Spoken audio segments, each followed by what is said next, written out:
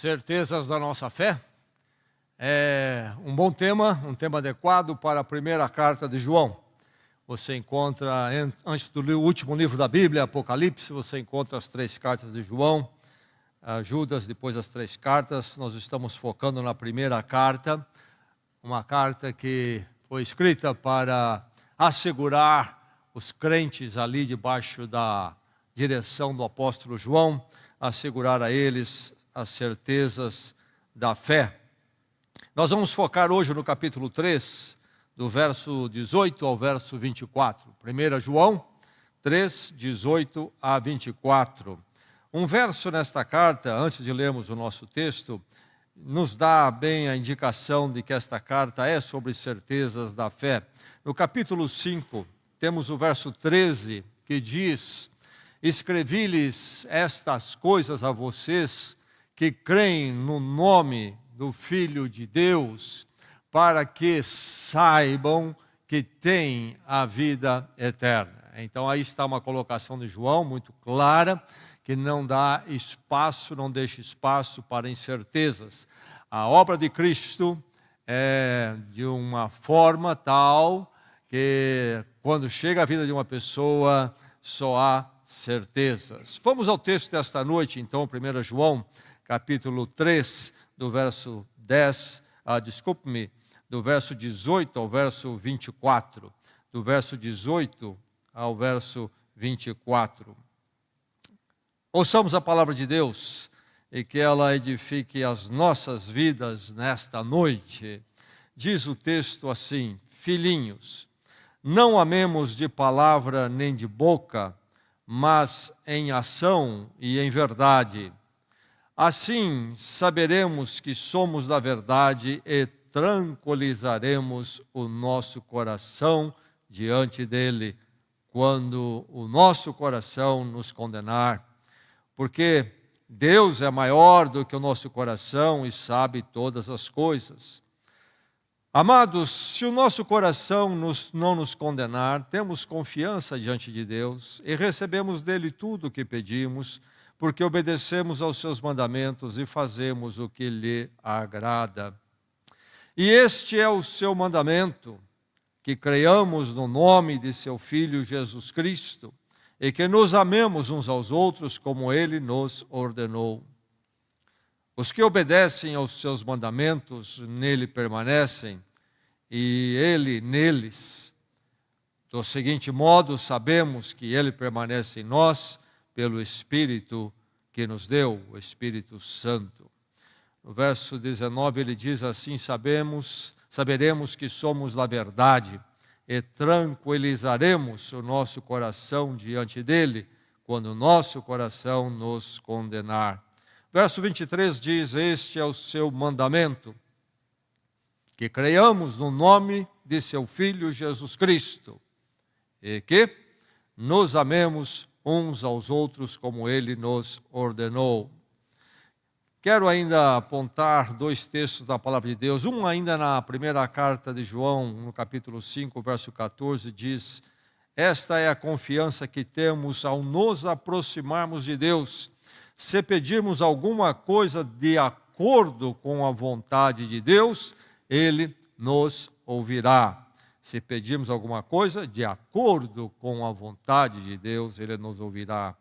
Nós temos no Evangelho de João, no capítulo 15, no verso 7, Jesus Cristo falando: se vocês permanecerem em mim e as minhas palavras permanecerem em vocês, pedirão o que quiserem, lhes será concedido. O que é o capítulo 15 de João? É o capítulo da videira. Jesus Cristo está falando das obras de Deus em nossas vidas e das obras que Deus quer fazer através das nossas vidas. Sermos ramos, então, realmente ligados à videira, que é Jesus Cristo. E aí, nesse contexto, então, da vontade de Deus acontecer em nossas vidas, é que tem essa colocação de Jesus: se vocês permanecerem em mim e as minhas palavras permanecerem em vocês, pedirão o que quiserem, lhes será concedido. Isto é, o que quiserem no sentido de Deus fazer a sua obra. E voltando a João 5,14, nós aqui temos também a colocação: se pedirmos alguma coisa de acordo com a palavra de Deus, ele nos ouvirá. Então, quando João, nós lemos aqui no nosso texto esta noite, João dizendo: temos confiança diante de Deus e recebemos dele tudo o que pedimos, porque obedecemos seus mandamentos e fazemos o que lhe agrada. Precisamos entender dentro deste quadro de Deus querer fazer a sua vontade em nós, se assim nós então nos entregarmos e buscarmos a Ele. Muito bem, esta é a palavra de Deus que acabamos de ouvir, que ela nos edifique nesta noite. Karl Menninger foi um psiquiatra muito conhecido nos Estados Unidos, faleceu em 1990, e ele deixou uma obra significativa, e ele deixou inclusive uma clínica muito reconhecida nos Estados Unidos, mas ele fez uma afirmativa muito interessante uma vez. Ele disse, dentro da sua experiência, ele disse o seguinte: se meus pacientes nas clínicas psiquiátricas pudessem ser convencidos de que eles estão perdoados, se eles pudessem ser convencidos que eles estão perdoados, 75% deles iria para casa no dia seguinte, teria alta. Grande drama humano na dimensão, no âmbito da consciência. O mundo nos nossos dias, inclusive o Brasil, é assolado por uma crise do que se identifica como crise da doença mental. Muito problema nesta área, doença mental. A maior parte dos problemas, ou pelo menos uma grande parte, se deve ao problema da consciência. Questões não resolvidas no íntimo. Alguns porque foram abusados por pessoas e pela vida. E eles precisam encontrar libertação onde? Em ficar revendo a sua história? Não, porque o passado se foi e não volta. E o que fizeram, não há como voltar atrás. Haverão de encontrar a sua libertação no amor de Deus, sabendo que, seja o que é que fizeram com eles, há alguém que os ama e os considera dignos. E mais, encontrar então também descanso, entregando à justiça de Deus, que não falha e eterna, tudo quanto foi injusto em suas vidas. Então, alguns estão perturbados e aí manifestam isto de algumas formas em comportamento ou pensamentos, porque foram abusados pela vida ou por outros, pelas situações ou por outros. E há aqueles que estão perturbados mentalmente, porque nas suas consciências há dificuldade no fato de que eles abusaram situações e pessoas. E eles também precisam encontrar-se com Deus, em Cristo, em confissão e arrependimento, se é que vão se libertar dos seus dramas. Mas consciência é então este item que faz parte da constituição humana, faz parte daquilo que a Bíblia chama de coração, integra todo este elemento chamado de coração na Bíblia. E então é parte da nossa existência, da nossa vivência. E o João trata aqui nesses versos sobre esta questão da consciência agitada, perturbada, não tranquilizada. E ele vai tratar disto em que sentido? No sentido em que esses irmãos nossos lá naqueles dias, dessas igrejas debaixo da supervisão de João, estavam tendo uma perturbação nas suas consciências por causa de alguns que abandonaram a ortodoxia, o evangelho fiel, e começaram a misturar o evangelho com ideias da filosofia grega, pensamento gnóstico, e contaminaram, distorceram o evangelho, inclusive distorceram quem era a pessoa de Jesus Cristo. João dá indícios disso aqui nos seus argumentos.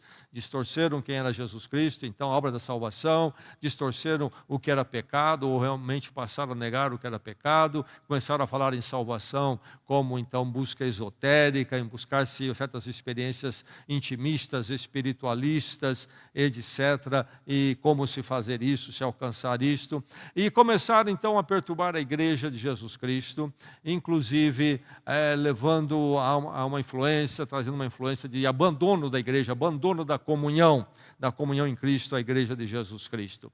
E ali estão aqueles irmãos então sendo assolados por isso também, e entrando em certas dificuldades e pensamentos.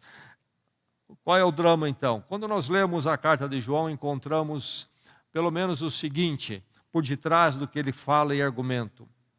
Há a verdade cristã e há esta verdade mística que estão pregando, e as duas não são iguais e são totalmente diferentes. A verdade cristã está na pessoa de Jesus Cristo, a sua vida e obra, inclusive cruz e ressurreição, envolvendo então a necessidade de perdão, confissão de pecados e a expiação através da morte dele. E aí então a vida cristã, ela é ética. Os místicos, esses gnósticos, haviam mudado isto, uma mudança radical no ensino da vida cristã. Para eles, o resumo ou a essência era místico, experiências intimistas, espiritualistas. Mas a vida cristã é ética, e o que João vai apontar aqui, em que sentido? É relacional, tem tudo a ver como é que eu lhe trato e você me trata, particularmente no âmbito da igreja, da comunhão, do relacional em Cristo. Então, para esses heréticos, ali nos dias de João, a vida chamada cristã, dentro do cristianismo que eles propunham, era uma vida cristã que não precisava envolver a comunhão, mas sim as suas buscas intimistas, interiores, de certas experiências iluministas que você pudesse ter dentro de você. E por isso, a dimensão do amor desaparecia. E João está indicando, então, como é essencial a questão ética, portanto, relacional da vida cristã, envolvendo o amor uns com os outros. Isto é fundamental dentro da vida cristã. E aí, por isso que ele vai dizer no verso 19, assim saberemos que somos da verdade e tranquilizaremos o nosso coração diante dele. E vamos prestar atenção de início já nesta expressão dele, tranquilizar o coração. E aqui coração então pode ser tomado como consciência. Nosso íntimo, nosso arrazoar intimista sobre está certo ou está errado, isto vai ser tranquilizado, diz João, dentro do que ele fala, coloca lembrando-nos das verdades cristãs. Então esse é um texto sobre consciência tranquilizada. Consciência tranquilizada nessas questões referentes à verdade da fé em Jesus Cristo. Então eu e você precisamos tranquilizar a nossa consciência, tranquilize a sua em relação à sua vida com Deus e com os irmãos em Cristo Jesus. É isto que João está colocando. Como fazemos isso? Pela submissão ao essencial. Diz ele aqui no verso 22, obedecemos aos seus mandamentos e fazemos o que lhe agrada. Obedecemos aos seus mandamentos e fazemos-lhe o que lhe agrada. Então, aí na vida cristã, há uma obediência aos mandamentos e fazer o que agrada a Deus. Mas é importante olharmos o verso seguinte, que é o verso 23. E este é o seu mandamento. E ele coloca no singular dois mandamentos, ou duas verdades, que se agrupam, estão interligadas, por isso vai no singular o seu mandamento. Qual é este mandamento composto de dois aspectos? Que creiamos no nome do seu Filho Jesus Cristo e que nos amemos uns aos outros como Ele nos ordenou. Primeiramente, vem a fé em Jesus Cristo, no nome do seu Filho Jesus Cristo. E a palavra nome aí é muito importante. Nós pensamos muito em nome apenas como identificação. Ao invés de dar um número para cada um aqui, a gente dá um nome. É um jeito da gente identificar, não confundir, saber com quem está falando. Poderia usar número. Então, você é 1, você é 2, 3, 4. Não, nós usamos nomes. Mas quando aparece nome na cultura bíblica, na cultura hebraica, é muito mais do que isso, está bem? Nome aqui é toda pessoa, a sua vida e a sua obra, o que ele é. E aí, então, ele vai dizer de seu Filho, Jesus Cristo. Jesus, o nome do Senhor, quando nasceu, então, enquanto homem, mas ele é o Filho de Deus, o seu Filho, então, divino. O que ele está falando aqui, rapidamente, numa expressão rápida, é que primeiro nós temos que ter um encontro com Deus através de Jesus Cristo, no que Ele fez por nós na cruz, nos entregando a Ele, confessando o nosso pecado e tendo uma nova vida a partir de Jesus Cristo. O Evangelho tem que chegar às nossas vidas. É a partir disso e depois disso é que vem o amar uns aos outros, fazer parte da igreja, exercer o amor e o relacionamento, então, é em Cristo. Notando isso, podemos dizer que primeiro temos a fé em Jesus Cristo, a salvação, e depois se seguem as obras, no caso aqui, a igreja e a convivência com a igreja e o amor. Então, João está colocando que nós tranquilizamos nossa consciência pela submissão a este essencial, ao que é essencial, isto é, crer no nome de seu Filho Jesus Cristo, no Filho de Deus Jesus Cristo, e nos amar uns aos outros como Ele nos ordenou. Enquanto aqueles heréticos que estavam distorcendo o Evangelho desprezavam a igreja e diziam que não é por aí, isso não é importante, não é necessário, João traz à memória que Jesus Cristo ordenou a comunhão da igreja e a existência da igreja. Que nos amemos uns aos outros como Ele nos ordenou. A igreja não é uma criação humana, não é um luxo religioso, mas é essencial para a vida cristã. Mas aí está então o essencial, crer em Jesus Cristo e amarmos uns aos outros como igreja de Jesus, vivenciarmos a igreja, o corpo de Cristo. Então a questão é estar em Cristo, não um estar místico, mas um estar ético. É o que ele vai dizer no verso 24, os que obedecem aos seus mandamentos, nele permanecem e ele neles.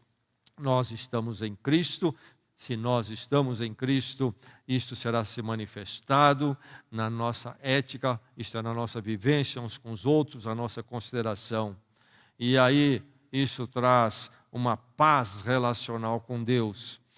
Quando nós cremos em Jesus Cristo, nós vivemos a vida cristã, temos confiança diante de Deus e recebemos dele tudo o que pedimos. Isto é, nós crescemos na vida com Deus, podemos buscar e nós vamos avançar e avançar. Nós tranquilizamos nossa consciência nessa submissão ao essencial. Enquanto estavam perturbando aqueles irmãos, os heréticos, vem João colocar tudo no lugar. Eles estão perturbados com essas novas ideias. Não, diz João, tranquilize as suas consciências. Nós temos nossa consciência tranquilizada, nosso coração tranquilo, porque nós nos submetemos ao essencial. Nós cremos em Jesus Cristo, Deus, homem e Filho de Deus, para a nossa salvação. E nós, então, por causa disso, nos amamos uns aos outros, a convivência em Cristo, a igreja é importante. Nós precisamos ter o nosso coração tranquilo, porque nós nos submetemos ao essencial. E tranquilizamos o nosso coração, nossa consciência, através da consideração à irmandade, então, consequentemente, frisando ainda mais o que nós já falamos, o que já vimos. Ele vai dizer, filhinhos, não amemos de palavra e nem de boca, mas em ação e em verdade. E em verdade. Lembre-se o que eu disse no início, havia a verdade dos místicos, que era uma verdade fora do Jesus Cristo histórico dos evangelhos, e havia a verdade do evangelho. Se nós lermos o evangelho de João, um dos termos técnicos de João no evangelho todo é verdade. A palavra verdade aparece toda hora na boca de Jesus Cristo. Aliás, Jesus Cristo vai dizer no evangelho de João, eu sou a verdade. Eu sou a verdade. E então, quando aparece a palavra verdade na escrita de João, na boca, na mão de João, precisamos prestar atenção. Não amemos de palavra nem de boca, mas em ação e em verdade. E então, o que ele está dizendo é que a verdade de Cristo, se é real em nossas vidas, de forma coerente, ela vai se manifestar também na nossa convivência uns com os outros. Verdade em Cristo, ela é uma totalidade, que envolve o nosso crer nele com a nossa verdade, e isso nos leva a um tipo de vida na verdade, isto é, um tipo de vida em Cristo ou a partir de Cristo.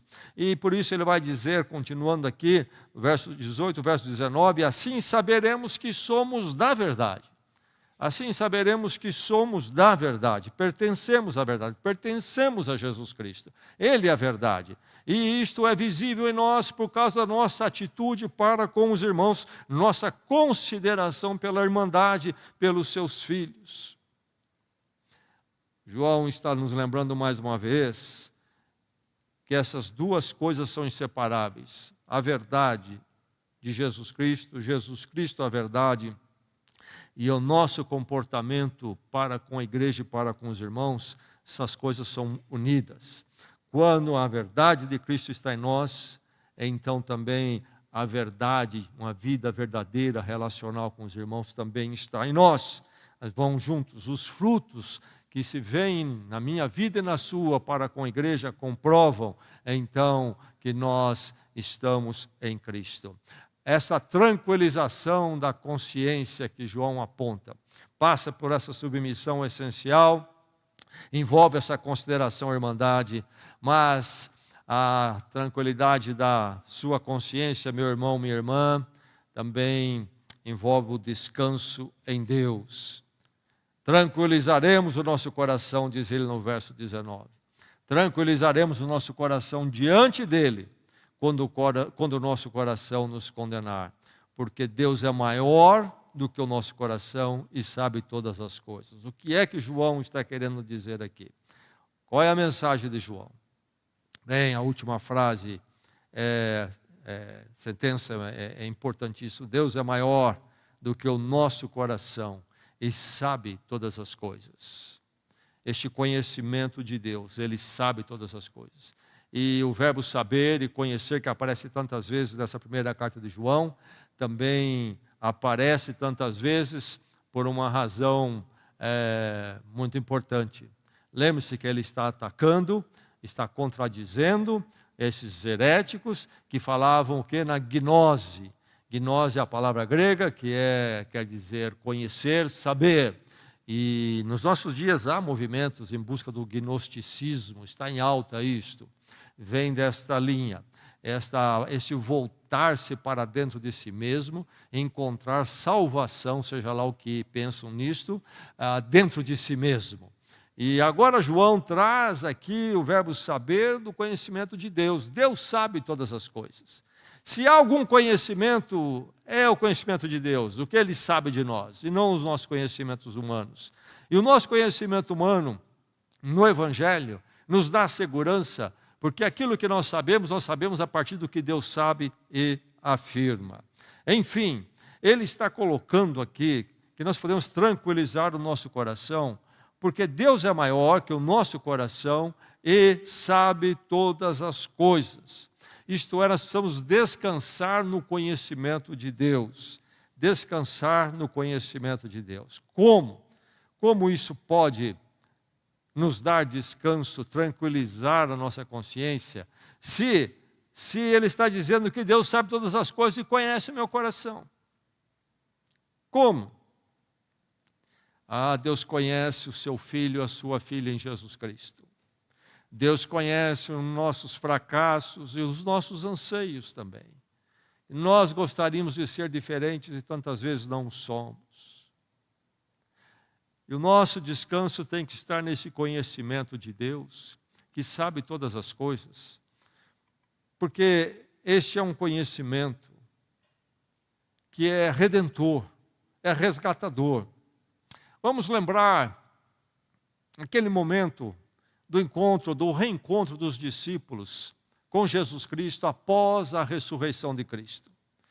O Senhor Jesus se encontra com alguns deles, então, na praia ali. Eles voltaram a pescar, eram pescadores antes de se tornarem discípulos de Cristo. Cristo, então, é crucificado, ele ressuscita, mas eles estão descrentes, vão pescar, vão para o barco novamente. E ali naquele momento, naquela manhã, eles estão ali no alvorecer, estão pescando, Jesus chega. E no Evangelho de João, capítulo 21, a partir do verso 15, nós temos aquele diálogo de Jesus com Pedro. E Jesus, então, olha para Pedro e faz algumas perguntas a ele. Perguntas difíceis. Por quê? Porque Pedro, antes da crucificação, quando Jesus anunciou que ele seria crucificado, Pedro disse: de jeito nenhum, isso não pode acontecer. E e ele disse que iria até a morte com Jesus Cristo, mas ele nega Jesus. Quando Jesus é preso, Pedro fica à distância, e quando ele é identificado como um daqueles que andavam com Cristo, nós conhecemos a história. Ele diz: não, eu não sou um deles. 3 vezes ele nega Jesus. Agora Jesus encontra com ele e com os outros, mas tem uma conversa particular com Pedro naquela praia. E Jesus faz a pergunta para ele, qual é? Pedro, você me ama? E Pedro responde: sim, eu te amo. Jesus volta a pergunta mais uma vez. E é difícil evitar o paralelo entre Jesus fazer 3 vezes a mesma pergunta e Pedro ter negado ele 3 vezes. Jesus pergunta a segunda vez: Pedro, você me ama? E Pedro responde: sim, eu te amo. Mas aí Jesus pergunta uma 3ª vez, e aí fica pesada a coisa. Fica pesado. Pedro, você me ama? O que Pedro responde? Senhor, tu sabes todas as coisas. Não disse que sim, não disse que não. Pedro ama Jesus, eu creio que sim. Mas ele negou, sim, apesar do seu amor por Cristo. Ele é um homem fraco e falha. Onde Pedro vai encontrar a redenção? Senhor, tu sabes todas as coisas. O Senhor sabe dos meus anseios. O Senhor sabe dos meus fracassos. O abrigo para Pedro é no fato de que Jesus o conhece.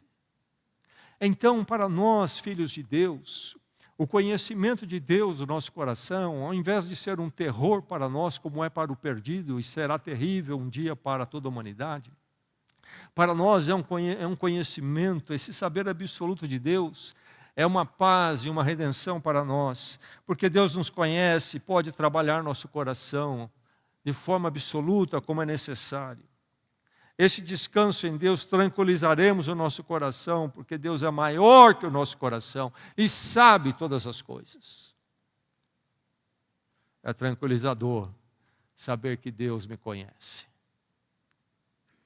Na minha pequenez, na minha insuficiência. É isto que traz tranquilidade, porque Ele me conhece como seu filho, redimido em Cristo Jesus. Eu que preciso tanto dEle, eu preciso que Ele me conheça mais e mais. E lembrando que conhecer, também na cultura bíblica, hebraica, não é apenas ter informações. Vamos recordar isto. Você conhece fulano? Eu conheço, eu sei o nome dele, sei onde a rua que ele mora. Isso é um conhecer? É um conhecer. Mas, e todo conhecer exige esse tipo de informações de uma pessoa. Mas no conhecimento, na cultura bíblica, é muito mais do que ter informação sobre o outro. É relacional. Falar que conhece na cultura bíblica é ter relacionamento. É mais do que ter alguma informação sobre a pessoa. Tanto é assim que esse verbo conhecer vai ser usado na cultura hebraica até para descrever o relacionamento sexual no casamento. Por exemplo, é dito no Evangelho de Mateus que José não conheceu Maria até que ela deu à luz a Jesus Cristo. Então, esse Deus que sabe todas as coisas e nos conhece, é um conhecer muito relacional. Tranquilizemos nosso coração. Deus é maior do que o nosso coração e sabe todas as coisas.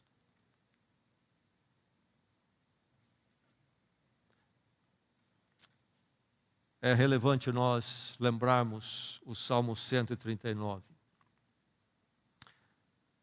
O salmista canta sobre a onisciência de Deus neste salmo. Entre outras coisas, o que ele diz: tu me cercas, ó Deus, por trás e pela frente, pões tuas mãos sobre mim. Tal conhecimento é maravilhoso demais, está além do meu alcance, é tão elevado que não posso atingir. Aí vem a pergunta dele: para onde poderia eu escapar do teu espírito? Para onde poderia fugir da tua presença? Se eu subir aos céus, lá estás. Se eu fizer minha cama na sepultura, também lá estás. Se eu subir com as asas da alvorada e morar na extremidade do mar, mesmo ali a tua mão direita me guiará e me susterá. Em outras palavras, ele está dizendo: não há como escapar do teu conhecimento, do teu saber. Como Pedro: Senhor, tu sabes todas as coisas. Por isso o salmista no Salmo 139 termina assim: sonda-me, ó Deus, e conhece o meu coração. Prova-me e conhece minhas inquietações. Vê se em mim alguma conduta te ofende e dirige-me pelo caminho eterno. Nós tranquilizamos nossa consciência nessa submissão essencial e na consideração da irmandade como fruto da obra de Cristo em nossas vidas. E, finalmente, descansando no conhecer de Deus. Sonda-me, ó Deus, e conhece o meu coração, prova-me e conhece minhas inquietações. Lembrando novamente, conhece mais do que Deus saber o que está no coração, mas Deus se relacionar comigo naquilo que eu sou e como eu sou. Sonda-me, ó Deus, e conhece o meu coração, e prova-me, e conhece minhas inquietações. Vê se em minha conduta algo te ofende, e dirige-me pelo caminho eterno. É maravilhoso ser conhecido por Deus, é isso que nos dá a tranquilidade em nosso coração. Em nenhum outro lugar haveremos de conhecer, a não ser no conhecer, no relacionar com Deus, que nos conhece plenamente e nos conhece através de Jesus Cristo, nosso Salvador. Oremos.